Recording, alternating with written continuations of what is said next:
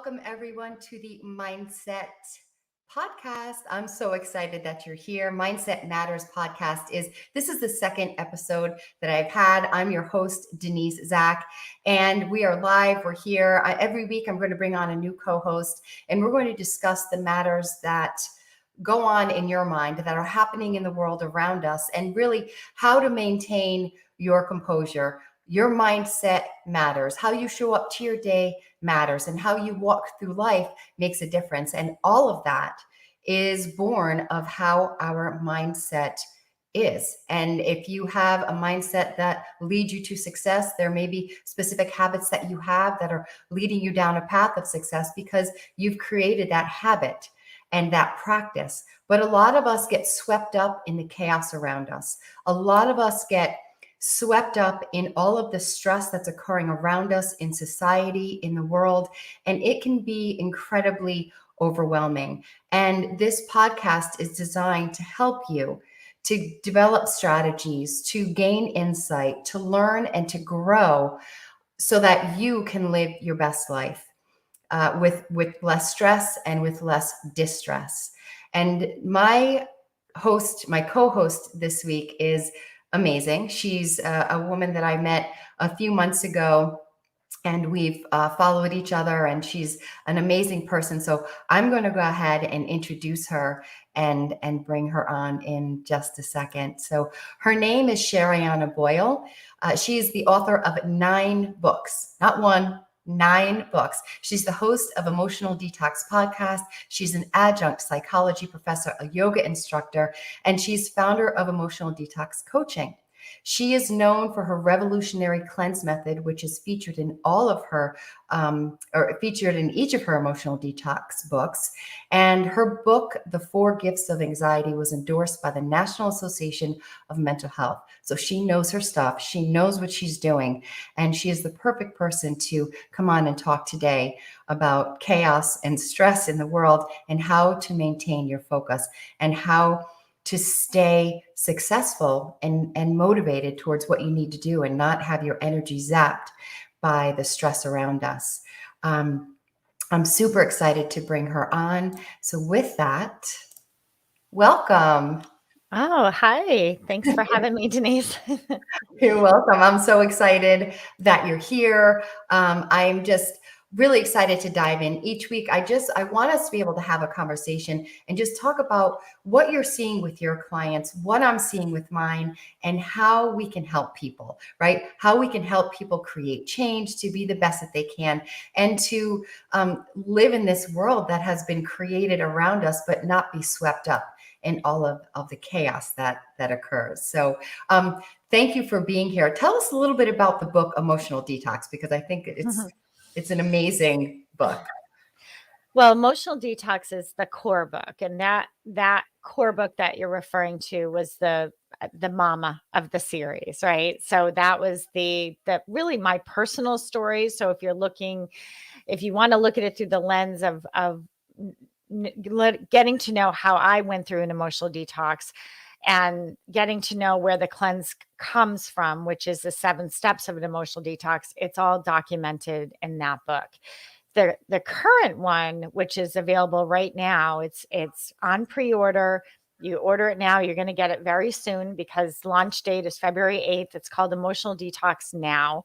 Mm-hmm. And that is the book that has 135 cleanse is the acronym I use for an emotional detox. It's 7 mindful steps practices. So there's literally a cleanse for everybody in there that can help you, particularly during these, as you say, which you're right, times are very chaotic right now. Yeah, I totally agree. And I think that book is something that everyone can benefit from for sure. And I think when I talk with you, and I've talked with you in the past, we have a natural element in terms of wanting to educate people and wanting to help people and wanting to get information out to people because of, for me, I know that it's a lot of the struggles that I've been through and the practices that I've developed as a result of it. With my husband being sick, he had stage 4 colon cancer at a time when my dad was dying from from heart failure, and I had two small kids and a full-time job, and I was trying to keep my life together, and I felt completely overwhelmed. And I thought there were certain days where I felt like I'm going to fall apart. I don't know if I'm going to be able to keep this going. And it wasn't until I started practicing meditation and mindfulness that I and learned what happened in the brain when you practice those things, that I was able to kind of get my footing again and feel like I was back in control of my life. And I think Mm. that's important right now, is that people don't feel in control of their life on a lot of levels. What's your take on that? Absolutely. I mean, that was similar to my experience with emotional detox. It was something I was interested in writing about, and I had done all the research and wanted to know, what role our emotions play. But similar to you, Denise, I had a really emotionally traumatic experience that rocked all my entire world, all areas, my finances, my family, my parenting, my marriage, everything. It just sounds like you went through a similar thing, but with different set of circumstances. And I think everybody can relate. Everybody can say, yeah, I get it. That rocked my world and it truly affected all areas of my life. And I think that's what we all have in common right now Yeah. is collectively with this, pandemic and everything else that's going on, there isn't an area of our lives that isn't being affected. Yeah. And that's the thing that I think is so problematic, because you see all of the video, and I know that there's more video now than there ever has been. So I don't know if the incidences have actually increased or just the recording of the incidences have Mhm. increased, but you see a lot more people losing their cool, losing their tempers, not kind of keeping it together at some of the smallest things, because Mm. it seems like everybody's kind of ceiling for tolerance has decreased, and they're not able to manage things the way that they normally have, because it's like Chinese water torture. I know it's probably not a really politically correct comment to make, but that Yeah. feeling of that, those small little things happening on a regular basis constantly, that Yes. that are just impacting us on such an incredible level. Yeah, it used to be an occasional thing, right? Right. And now if it's not happening to you, it's happening to somebody else, and then you're hearing about it. So Yep. absolutely, it is changing. And even since I wrote the first couple of the books, Emotional Detox of the series, and even since I've written Emotional Detox now, which is it's coming out now, but as you know, we write books a couple of years ahead of time before they get released. Yeah. Even now I'm seeing changes in the way that I'm approaching people's detoxes because of this, because it is so collective. Denise, before I used to approach a client with their own emotional suppression, how are you suppressing and repressing your emotions, and Mm. how to identify that, and then giving them the tools for how to quote unquote cleanse that, which is transform that. And now what I'm seeing is we're being affected by emotional suppression. We're being conditioned to suppress our emotions more than ever, I think. So that requires practitioners like you and I to shift ourselves, right? I mean, that's really when you know that somebody really does their something for a living, that's what happens. You can't go on information that you did 5 years ago necessarily. I mean, I know mindfulness is pretty steady. It's been around for thousands of years, right? But in terms of approach and intention, I feel that really we really have to be strong right now, and approach people and look at it through the lens that this is massive what is happening to people. This is massive emotional suppression. And I'm Mm. not talking politics, I'm just talking people just burying what they feel, Mm. and doing that in a number of ways. I mean, some of it is to keep a narrative going, Mm. right? I Yeah. mean, think of the narratives that are going on right now. I'm not saying they're right or wrong. What I'm saying is it's causing people to literally bury what they feel at the same time, what's happening is we're re-traumatizing everybody. Mhm. Right. Right? And old trauma is coming up. So Right. we've got old trauma, we've got re-traumatizing, and then we have emotional suppression. And that is a recipe for a train wreck. Yeah. I Right? I agree. Yeah, and I think that, when you talk about the constancy of that barrage of stress and anxiety and trauma, really, and it's secondary trauma. It's looking at the world and wondering, oh, okay, well, how many people are dying, or what is going on with the pandemic, or what's happening in other countries as far as, the pandemic, and could it happen to me? Is it going to happen to someone that I love? Those kinds of thought processes that you didn't have to kind of carry on your shoulders on a day-to-day basis. And the fact that news is 24/7, it never turns off. We never get a break. We never have an opportunity anymore to just stay calm and find a center away from, the clicking and the flashing and the reporting of media that really just is designed to trigger us. Mhm. And they're experts at triggering us, and they want to trigger us. So, what I want to ask you is, what do you tell your clients in terms of the constant barrage of technology and media coming at us? How do you tell them to manage their stress and to work on their emotions, or to protect their emotions with the intensity of what's happening around us? I think now more than ever, I encourage people to have a regular, consistent practice in their life. I Mhm. mean, it has to be, it is non negotiable. It used to be negotiable, Yeah. right? Do I go to yoga today? Do I not? Do I meditate? We used to have, but I don't think uh, if you're going to be able to really build that resiliency, which you can, right? We are Right. not powerless, uh, Right. and you're going to be able to build that inner strength and get through this in a way where you come out better than before. You have to have a regular practice in place. For Mhm. me, it's cleanse. That's the 7 steps of an emotional detox.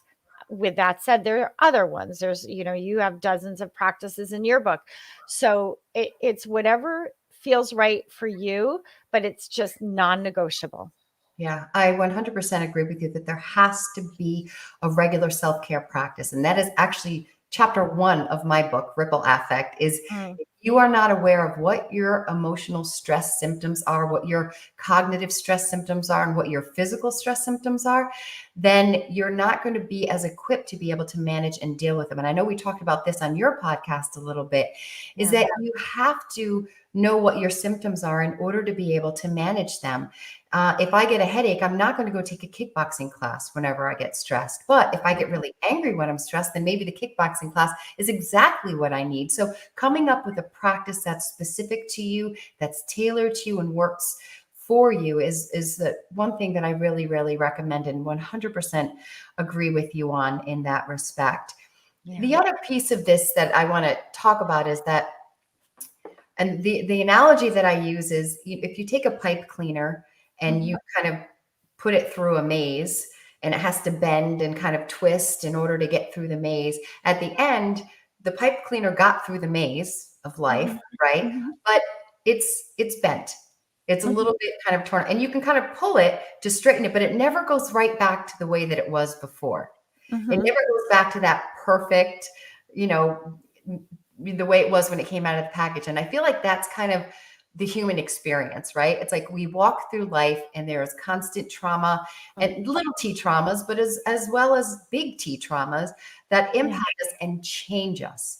And you talked about developing skills so that when you come out on the other side of something, you feel better than you did before. And it doesn't mean Mhm. that you're not changed. It doesn't mean that you weren't impacted, but it means that you can develop strength and grow even when you're going through something difficult. And I wanted to make that distinction because I think it's an important point that you are making, that you can grow and learn, but just know that you're going to change. Yeah. Change is inevitable. Yes. Yeah. Absolutely. And I'm an advocate for emotions, that they're going to be a big part of this. And so what I see happening more than ever is that we're being desensitized, right, to not just violence and all of this stuff, but to feeling. And we're getting really confused. And what some people are calling a feeling is not a feeling, it's a reaction. Mm, So, in Emotional Detox, I talk a lot about this. After I wrote the book, it was a blessing that I went through an emotional crisis while writing that book, because I really got some clarity on some things. And what I learned was, when I called everything an emotion, it really confused me, right? mm, So it was like, okay, I feel sad, or I feel guilty, or I feel rejected, or I feel afraid. And okay, so now what? Now what do I do? Right? yeah, Kind of thing. And so where emotional detox comes in a little bit different is, consider, don't call them emotions, call those reactions. mm, Because if I feel guilty, am I really feeling, or am I reacting to mm, the fact that I'm not feeling? So what I'm saying is, a lot of what you're seeing out there right now, even though people say, I feel very strongly about this and I feel very strongly about that, and this is my opinion, and this is the way I think. I mean, people are attacking each other. That's not yeah, feeling. yeah, None of this is feeling. It's all reactions, yeah, all of it. mm, And so when you slide it into the reactive category, then you're like, okay, I'm not feeling anything. So then it's about learning to process what you feel. And mm, so in emotional detox, we cleanse the reactions so you can actually get to the feeling underneath all of that. yeah, Um, and then once you do, then you get the awareness, then you get the insight, then you get the compassion, then you get the guidance that we're mhm. all looking for right now. We need to stop looking for it on the outside, because it's not there. Yeah, I totally agree. And that's one of the things, when people say that person made me so mad, that person Yeah. made me so irritated. I'm like, no, they didn't. You had a reaction. They didn't Yeah. come up and push a button in your head that made you angry or made you irritated or made you sad. Right. You had a reaction to them. But let's talk about why you got triggered. What Yeah. is it about your wiring that made you feel a particular way because someone else wasn't triggered by them? So we know it wasn't specifically that person, it was True. your reaction to that person. And Yeah. what does that mean? What does Yeah. that say about your experiences and your past and your belief system and what you're dealing with now? And I think that when people can gain that insight, it really helps them to take that control back and transform some of the negative ways that we think that cause those automatic reactions. So I think that Yeah. I do love that point, and that fact that you have that in your book. Um, Yeah. And if I can just say one thing, one of the ways that you know you're in a reaction is when you feel you have no choice.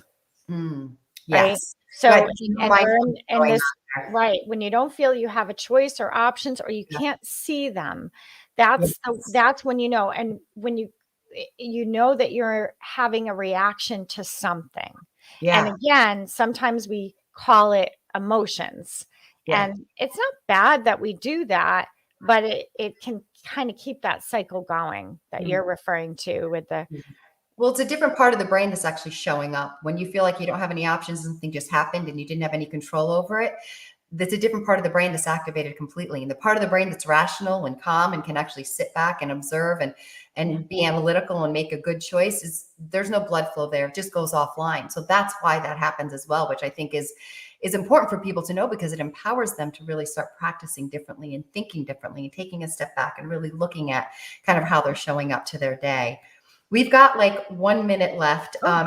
Just a couple of things. I think when I think about people thinking about the intensity and the chaos of what's going on around us, Hmm. one of the things I want to say to people is we can't expect things to change to get better right now. It's just not realistic. We have to understand that this is kind of where we're at in the world. So expect that when you get up in the morning and prepare for it in a way that's going to be healthy and good for you. Like we said before, have self-care, routine, set in place, prepare for what might go wrong, and how would you manage that skillfully before it goes wrong? Not that we have to anticipate every bad thing, but think about if I'm a skillful person and something bad happens throughout my day today, or I'm having a conversation with a colleague today that I know is going to be uncomfortable, what might be the best way for me to manage because I can anticipate them responding this way. So if you prepare, you maintain a little bit more balance because you're staying in a more insightful space as opposed to a triggered and reactive space. And what do you think about that? Last minute here. Yeah, and I think some of that prep work that you're referring to are those practices, right? So whatever you're drawn to, what you might need to do is do it more often, right? So what may have held you pre-pandemic might not hold you now. So for example, I have a morning practice and I might have an evening practice. I'm Mm, not saying these need to be an hour long, but if you're finding you're not holding these practices, they're not shifting and holding you, that means it needs to be more frequent in mm. your day. I'll never forget when my mother-in-law came to visit me once, and she triggers me like nobody's business, okay? And it was a week, and I thought to myself, how am I going to get through this week, right? It was like, crawling up my spine. I was like, oh, I just can't take it. Yeah, So I literally said, okay, I'm going to do this one practice. It was a very, very simple, mindful practice. And I'm going to do it as often as I need to do it. And literally, thank God it was a practice that I could do without anyone knowing I was practicing. Because I yeah, swear I must have did it like 20 times a day. By the end of the week, I actually felt a shift of compassion. that's And I awesome. was like, "Oh my gosh, I actually feel compassion for this person," right? I love Um, it. Love it. and so I knew it worked. And we all have those triggers, right? We all have those people or situations that just like you're like, "I can't do it." Yes, you can do it. Yes, you Yeah, can. Um, absolutely. and it's not that you don't set it's not and I'm not going to lie, it's not like I don't still get triggered, but I am so aware of how powerful these things are. Yeah, And I'm just I'm in such a different place now. I'm able to let things roll off my back. I'm able to yeah, focus on the things that matter. And that's what it's important to do is really, we need to stop focusing on the news, and we yeah, need to start focusing on what we want to be creating. This yeah, is spring is coming. Get a hobby, start, right? Don't give up on those things. yeah. Stop giving it so much attention. We're just feeding it. No Mm. more. Right. I totally agree. Self-care, doing things that are good for you, setting boundaries, detaching yourself from the constancy of the chaos that's around us, and connecting with people in a good and positive way. I think that's an amazing way to end the podcast today. Shariana, thank you so much for being here. This was a great conversation. So Thank happy to have you. You're welcome back anytime. Oh, And thank you everyone for tuning in. Thank you for your comments. We really appreciate you.